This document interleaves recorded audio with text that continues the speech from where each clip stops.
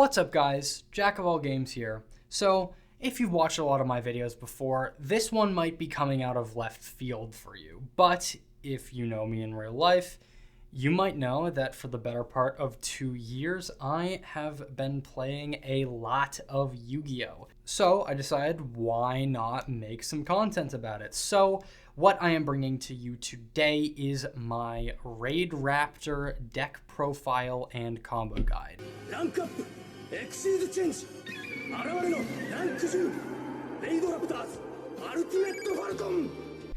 Now, Raidraptor is one of my favorite decks of all time, and I've been seeing a lot of people try out different builds this format in a post-Phantom Nightmare environment where Snake Eye reigns supreme, and I'm doing something a little different to a lot of those builds. The two main builds that you'll probably see at locals are the Pure build, popularized by Dymax and featured in MBT's 10-minute testing, or the Kali Lock build. What I'm doing is something a little in between those two. You see, I don't like turn skipping with Kali Yuga. I think if turn skipping was good, we would see Centurion having 1 trillion tops by now, but we're not. But I also think that running Raidraptor Fuzzy Lanius and locking ourselves into only Raidraptor monsters for the rest of the turn is not productive. I think we could do better things with our end boards, and that's what I'm aiming to do here. Without further ado, let's get into the card by card. And just as a quick aside, I won't be detailing the effects of every single card I'm playing, so if you want to take a moment to pull up the database and type in the word Raidraptor, I encourage you to do so. Alright, first card, 3 copies of Raidraptor Tribute Lanius. This card is exceptional. It is easily the best normal summon in the deck. It is our one and only 1-card combo, and that's pretty much it. Speaking of the number 1, we are playing 1 target for it. That is the Raidraptor Mimicry Lanius. I know a lot of builds are playing more things that you could send with Tribute Lanius, but personally, I think that for my build's purposes, this is the only one that we need. You could also send something like a Raider's Wing off of Tribute Lanius if you're in a situation where you already have access to Mimicry. But otherwise, we really want to minimize our Garnets, and in a lot of hands, Mimicry isn't even that bad to draw. The next card that we're looking at is 3 copies of the Noir Lanius. This is a very good card. It is maybe the second best normal summon in the deck next to Tribute. However, the biggest problem with it, it is not full combo unless you draw an extender. It is full combo if you have pretty much any other Raidraptor name, but if you have to do that combo, you pretty much can't play around a single hand trap. So what you want to draw alongside this card is one of your dedicated extenders, which we will get into in a moment. Also, the graveyard effect comes up. Trust me, we are playing rank 5s, and sometimes having the ability to make them using actual level 5 monsters can make or break a game.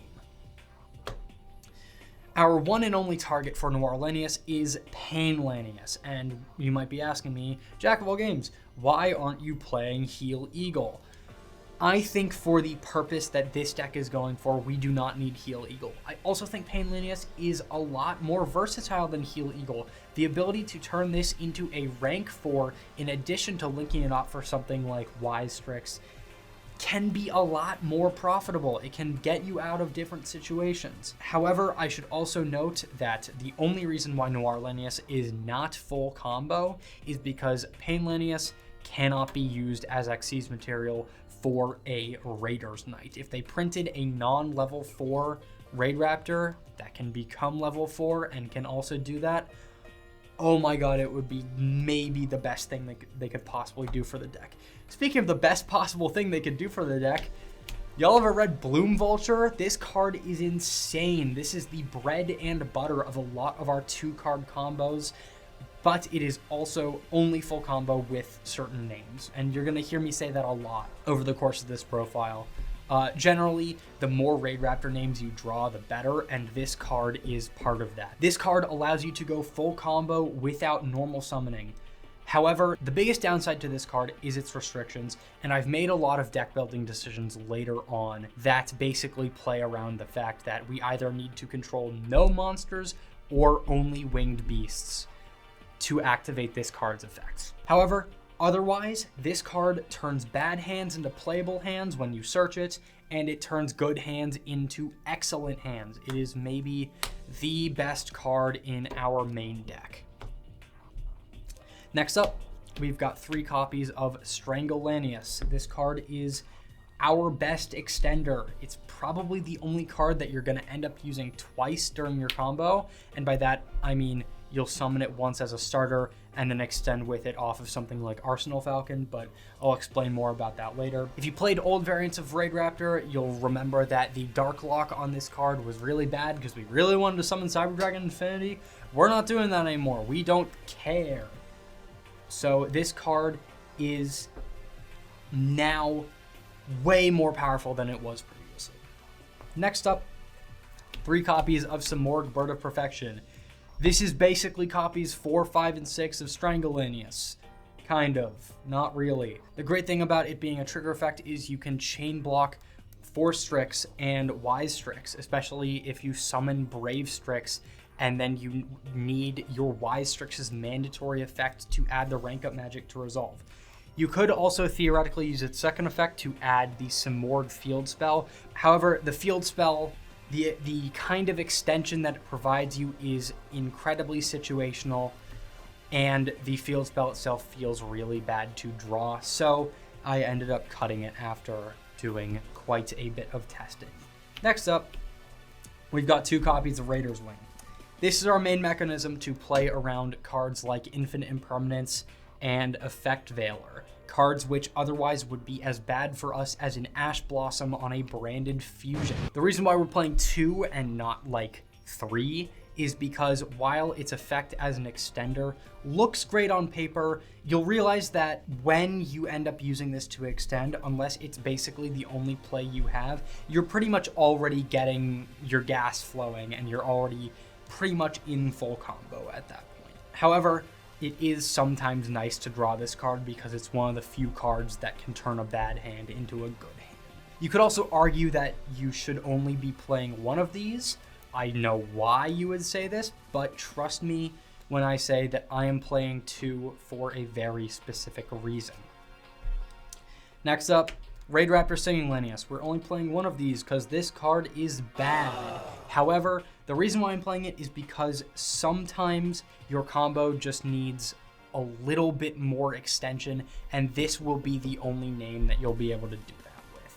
It's not great to draw, but I think the payoff for this deck ceiling is pretty incredible.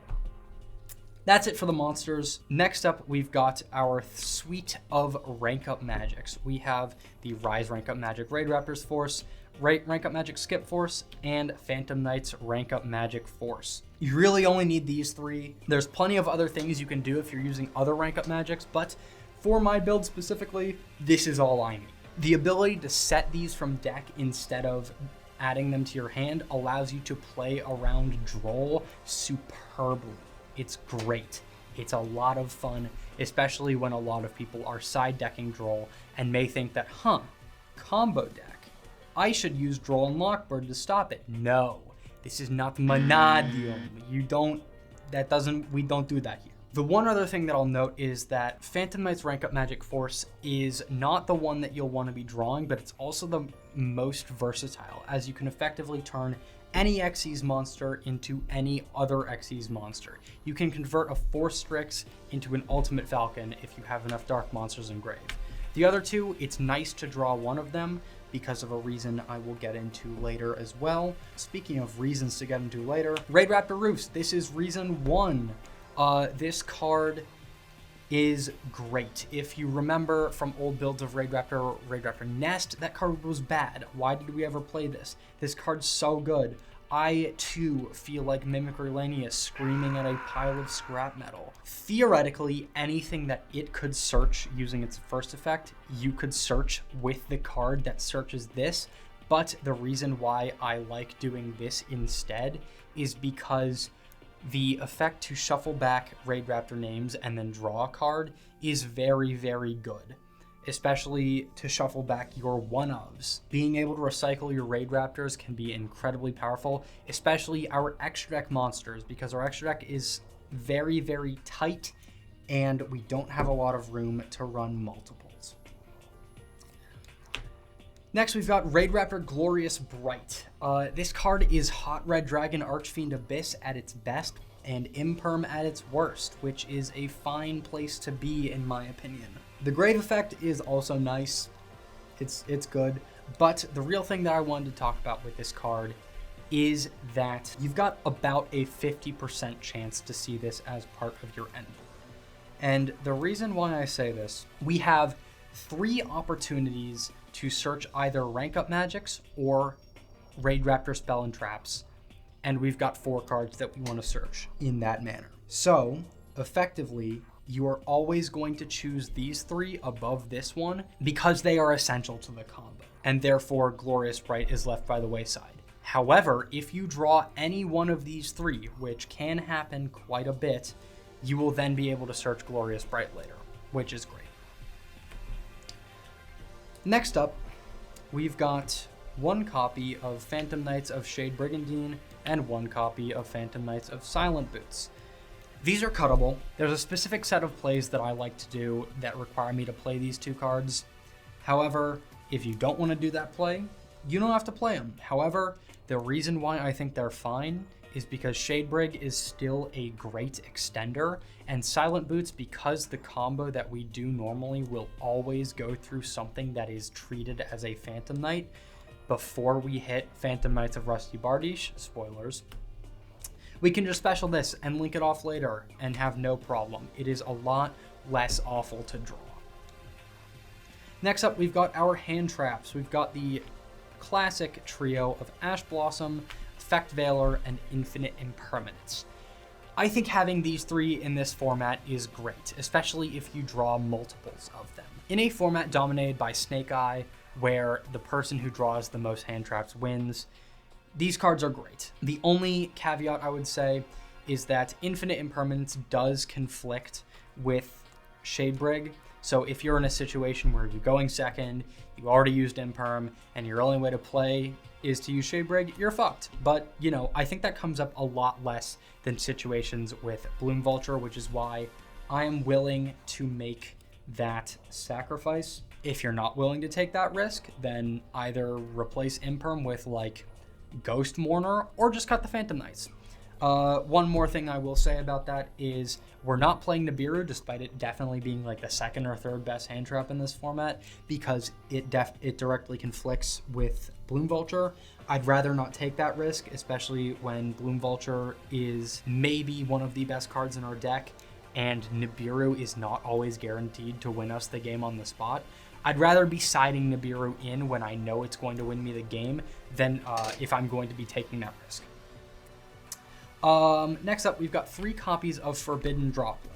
And you might be saying, whoa, Jack of all games, board breakers suck this format. Why are you doing this? Well, I think the synergy that Forbidden Droplet has with specifically cards like Bloom Vulture are really just too good to pass up. What you can do is you can droplet for 2, sending Bloom Vulture and another name, and then do full combo from there.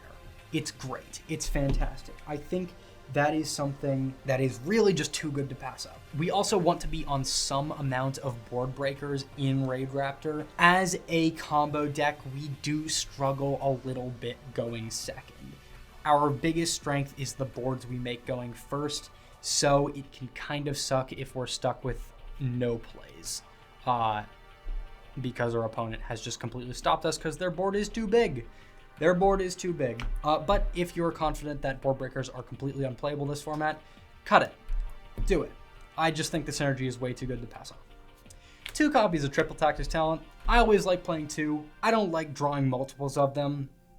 And of course, we struggle fighting hand traps a lot of the time, especially in our worst hands. So this card's great to have.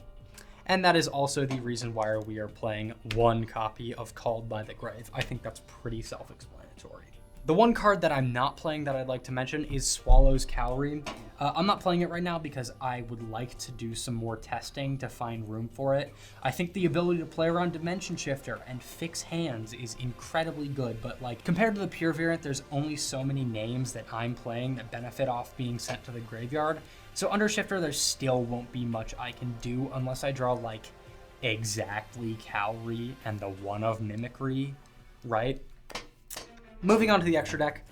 We are playing 2 copies of Force Strix. This card's still incredible. I'm only on 2 because that's the most that I'll ever need to do in a single combo, and we're really tight on extra deck space. If you're familiar with old Raidraptor combos, you'll remember that this is basically the first action we take, making a Force Strix. We don't have to do that anymore. In fact, you're only gonna do that if your hand sucks. Additionally, the fun part about this card is it ends up being a part of our end board, which can be really deceptive towards our opponent. An inexperienced opponent will see this rank 4 that has no interruptions on it as part of our end board and be like, oh, that's fine. I don't have to worry about that. And then 3 seconds later, they get board wiped by Rising Rebellion Falcon. So, you know. Additionally, we are on 2 copies of Wise Strix. In a lot of hands, this will be the biggest choke point in the deck. Imperm or Veiler on this can be completely turn ending if we don't have enough extension. Ironically, otherwise, it's our main mechanism for playing around Imperm.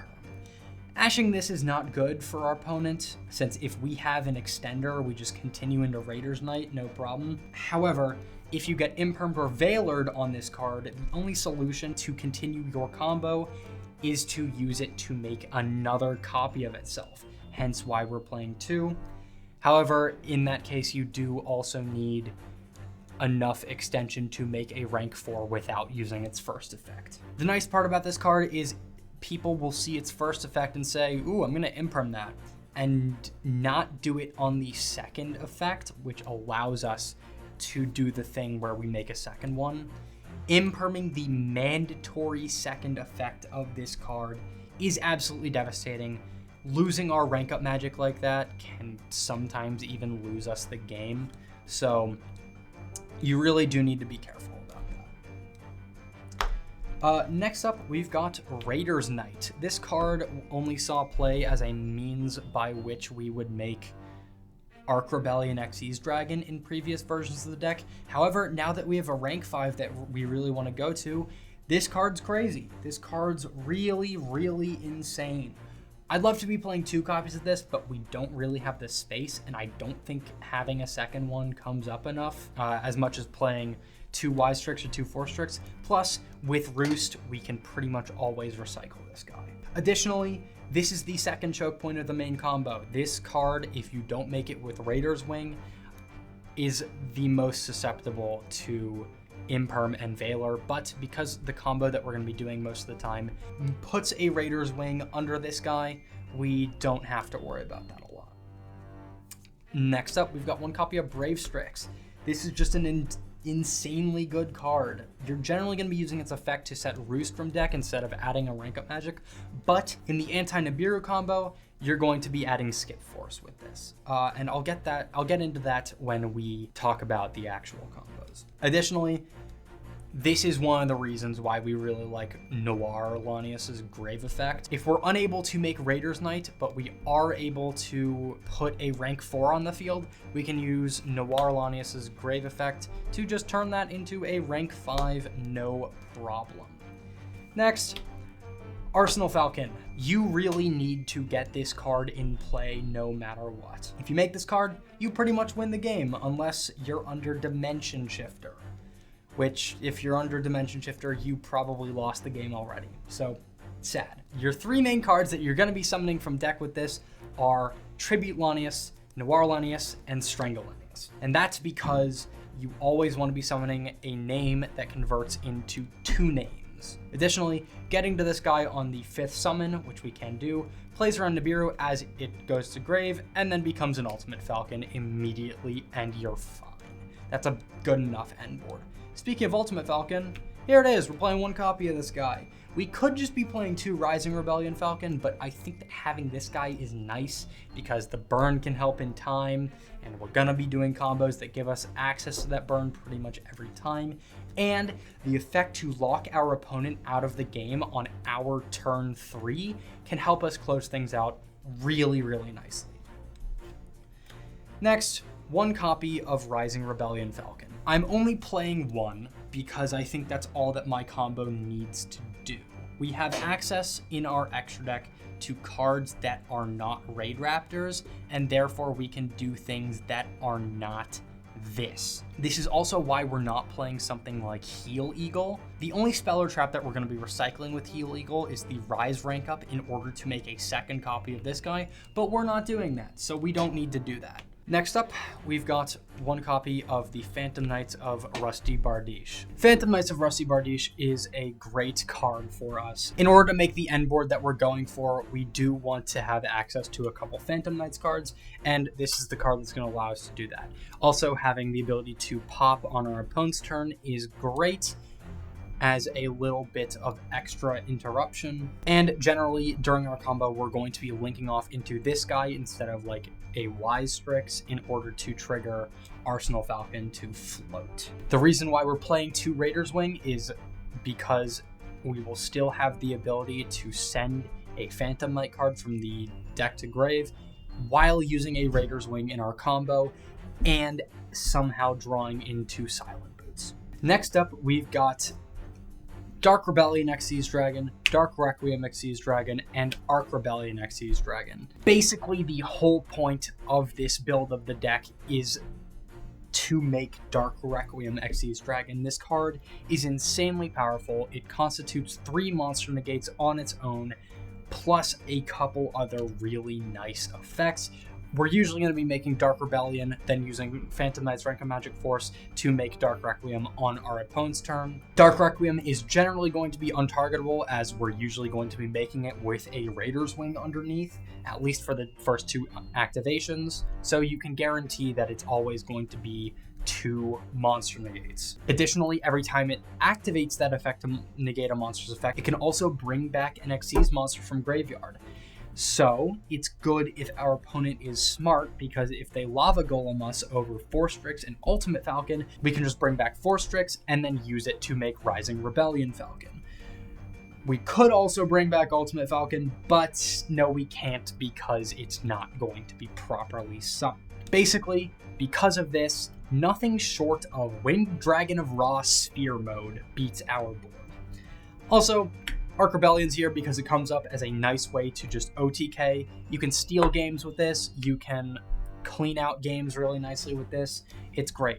I've also literally made this card using the effect of Noir Lanius, which is really funny that you can just do that, but it's great. Next, we've got 1 copy of Time Thief Redoer. This is why we're playing the Phantom Knight package. We can guarantee to get this guy with a trap under him pretty much every time. If you don't like this and you want to cut the Phantom Knight package so you have a less bricky or inconsistent main deck, then you can do that. And I would recommend replacing it with one of 2 things, either an Evil Swarm Nightmare or an SP Little Knight. Evil Swarm Nightmare is here. You'll see it in the Dimax build as well. I know he plays it. But basically what I'm doing here is I'm using it instead of an SP Little Knight. That card's $160 and I don't have $160. I'm a broke-ass college student. Anyway, that is it for the extra deck. I'll go quick through the side deck. We're on 3 copies of Crossout Designator. Again, we are very weak to hand traps, so going first, throw this in, as well as some copies of Nibiru or Droll, depending on what you're afraid of. Both Nibiru and Droll are very respectable and powerful cards in their own right this format. Droll is, of course, not worth main decking this format because not many things lose to it, and Nibiru, I already explained why I am not main decking it. Generally, my strategy going first is I'll side out my copies of Droplet for 3 copies of Crossout, then side out 1 each of Ash, Imperm, and Valor for 2 copies of one and 1 copy of the other, depending on what I'm afraid of running into the most, or what I think could help me against my opponent in the grind game. Additionally, we are on 1 Harpy's Feather Duster and 2 Lightning Storm. This is mostly for Labyrinth and other back row decks. I know someone topped Vegas using Stun, so this will be nice against that. I've seen some people say that Cosmic Cyclone is better this format, but I think I'm just going to stick with this for a while. Additionally, 3 copies of Evenly Matched. I think this card is a good alternative to Droplet against decks that wouldn't lose to it. This is stuff like Branded, Labyrinth, stuff that really doesn't get the meat of its interaction through its monsters on the field. However, you don't want to be siding this against something like Snake Eye, which gets a good amount of stuff from the graveyard. So now that that's out of the way, let's get into the combos. All right, so the first combo I'm going to show you is our 1-card anti-Nibiru combo. We're going to start with a copy of Tribute Lanius, normal summon the Tribute, activate Tribute's effect, send Mimicry, Mimicry, banish itself to add Strangle, Strangle, special itself, overlay for a Raider's Knight, Raider's Knight effect detach to rank up into Brave Strix, Brave Strix detach to add the Skip Force targeting Brave Strix to rank up into Arsenal Falcon, Arsenal Falcon effect detach to summon Noir, Noir target itself to add Pain, Pain ding yourself for 500, then you're going to link off Pain and Arsenal for a Y-Strix. Y-Strix is going to summon a Raider's Wing from deck, while Arsenal Falcon will float itself into Ultimate Falcon. Y-Strix's effect is going to activate, setting the Rise rank up from deck. Then you're going to overlay for a Force Strix, detaching the Wing specifically to add Singing. You'll special the Singing, detach a material from your Force Strix to summon the Raider's Wing, Singing, and Wise for Rusty. Rusty effect is going to send Silent Boots to set the PK Force. Silent Boots effect banish itself to add Shadebrig, set Shadebrig, activate Shadebrig, summoning it, and then you're going to overlay for a Dark Rebellion. On your opponent's turn, you can use these two to make Dark Requiem, and using Raider's Knight and Brave Strix engrave the Rising Rebellion Falcon. The second combo that I'll be going over is the 2-card anti-Imperm combo. I'll be demonstrating it with Bloom Vulture and Noir Lanius, but you can do this with many combinations of cards. You'll start by specialing both using Bloom's effect. Noir's effect is going to add Pain. Pain's going to ding itself for 300 to summon itself. You're going to link off these two for a Wise Strix. Wise Strix is going to summon a Wing from deck. You're going to overlay these two for a Raider's Knight. Raider's Knight is going to detach Noir specifically to rank up. You always want to keep this Raider's Wing under your guy. That's going to trigger Wise Strix's effect, and you're going to set the Skip Force straight from your deck. Brave Strix is going to detach and set the Roost from deck. You're going to flip that up, and then you're going to skip up into Arsenal Falcon. That's going to trigger Roost, which is going to add you the Rise rank up magic. And then you're going to Arsenal Falcon effect, again, still keeping Raider's Wing under, to special a Tribute from deck. Tribute is going to send Mimicry. Mimicry is going to banish to add Strangle. You're going to link off these two into Rusty. That is going to float your arsenal into Ultimate. Next, you'll special summon your Strangle. Strangle's effect is going to summon back Noir from grave. You're going to overlay these two for a Force Strix. Force Strix effect, detach to add your Singing Lanius. You're going to use Raider's Wings effect, detaching from the Force Strix to special itself. You're going to activate Rusty's effect, sending Boots to set the PK Force. Boots effect, add Shadebrig. You're going to make a Redoer with the Shadebrig and a Dark Rebellion with the Raider's Wing. And then, of course, this converts on your opponent's turn into a Dark Requiem and a Rising Rebellion Falcon, but of course not before using Roost's effect to shuffle back. I prefer Mimicry Wise, and Pain to draw 1 card. The nice thing about this combo is you can do it with any combination of Tribute or Noir, and Bloom or Strangle or Bird of Perfection. Additionally, what you're going to want to know is that if you draw any one of these 4 cards, you get access to Glorious Bright. If you draw Skip Force, Wise Strix sets the Rise, and Roost then can add Glorious. If you draw Rise, then you can then use Roost to add Glorious. And if you draw Roost, Brave Strix will set the Rise, and then you can use Roost to add the Glorious. Additionally, what you might want to know is that the 2-card anti-Nibiru combo is functionally identical to the 1-card combo. You just need to figure out how much further you can extend past summoning Arsenal Falcon. Alright, the last combo that I want to show you is one of the less optimal ones. This is the reason why Noir Lanius is not full combo, but it could be if you draw it and one of these not exactly optimal extenders. So what you can do is you normal the Noir effect, add Pain, ding yourself for 5, overlay for a Force Strix, and then use Force Strix, detach to add Bloom, and then Bloom summon itself and the extender. You link these 2 off for Wise Strix, and then the card is functionally identical to the 2-card combo from here, except for the fact that it loses to Nibiru. You can also do variations of this where if you have a Force Strix on the field and either Raiders or Singing in hand, you can add the other one instead of the Bloom Vulture. But there's a lot of different ways that can play through a suboptimal hand such as that. But anyway, that is going to pretty much wrap it up. If you have any questions for me, leave a comment and ask. I will sure as hell see it with the amount of comments that I get usually. If you've got criticism or feedback for what I've done here, please let me know. I'm always open to all of that. If you enjoyed this, I'm probably going to do more Yu-Gi-Oh! Content in the future. And if you didn't, don't worry. The stupid shit that I normally do is not going away. Shout out to Kilroy Sketch Comedy for letting me borrow their equipment to film this. I do a lot of work with them, so go and check that out as well. There'll be a link in the description. Anyway, that's it for me.